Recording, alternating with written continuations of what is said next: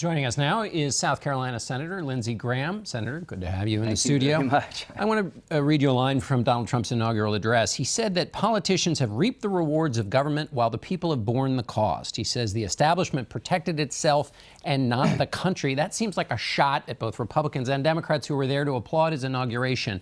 Did you all take it that way? Well, that's what got him elected president. Here's the way I see the country in January 2017. We're divided about how to move forward as a nation, but we're united that the institutions of government and the private sector no longer serve us well. I'm in the Congress. I get that most Americans believe the body I work in doesn't serve the nation well. A lot of people, from Bernie people to Trump people, believe the private sector is rigged against them.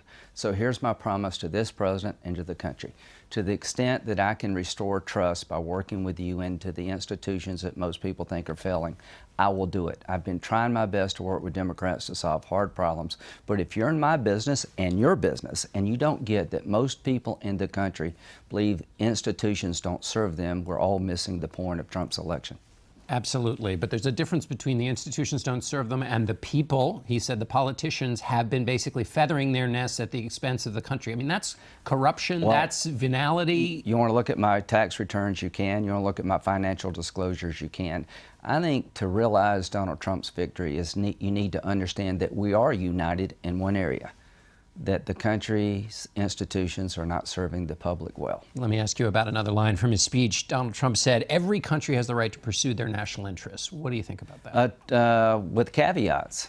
Russia's national interest under Putin is to reconstruct the Russian Empire, to gobble up territories formerly under the Russian control.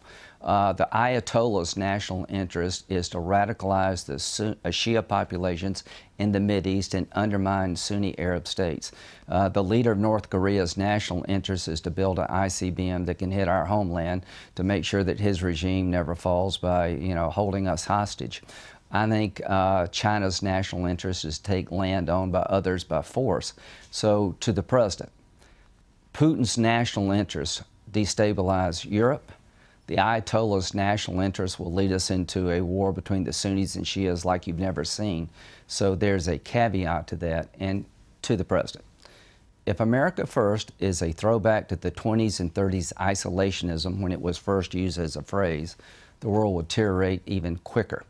If it is a new way of Ronald Reagan, peace through strength, I'd like to work with you. I don't know what America First means.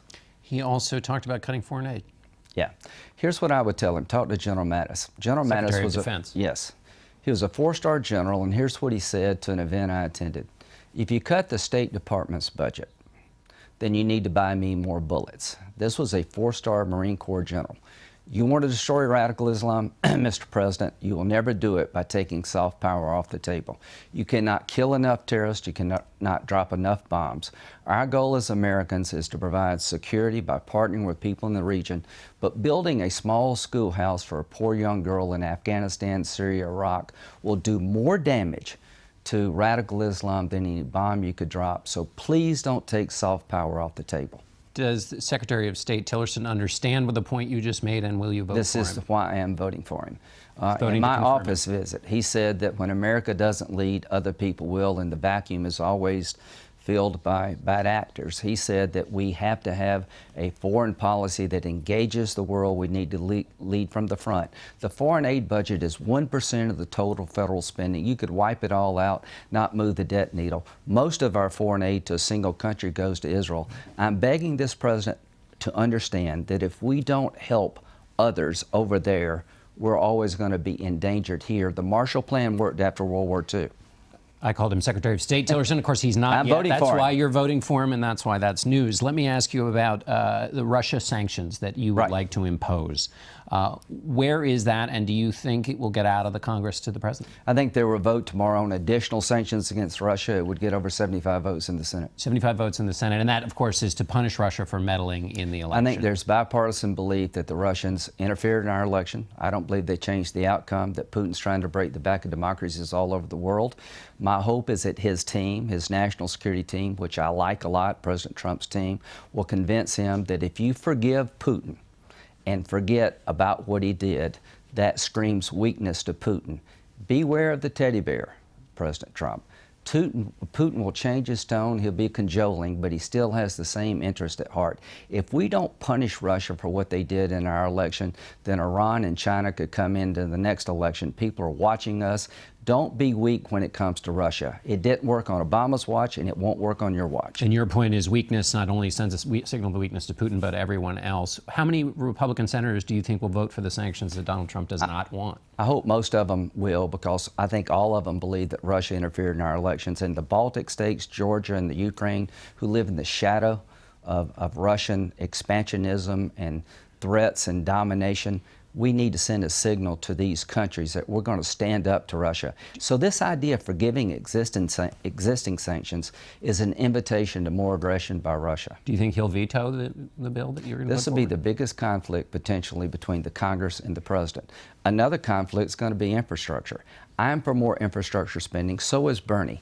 But I'm a conservative Republican. It must be paid for. There'll be some Republicans that say it's not the role of the federal government to rebuild the inner cities. I'm willing to rebuild rural America and the inner cities. I just want it paid for. So President Trump's got to get his party in the game, and the way to do it is pay for any infrastructure increases. And 10 seconds, defense spending too, a conflict there maybe.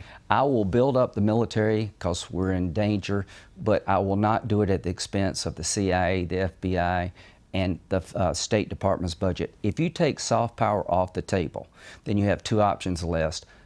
Use military power exclusively or retreat. I cannot stress to you how important it is that we have more tools in the toolbox than just military power and retreat. All right, Senator Graham, thanks so much for being with us. And we want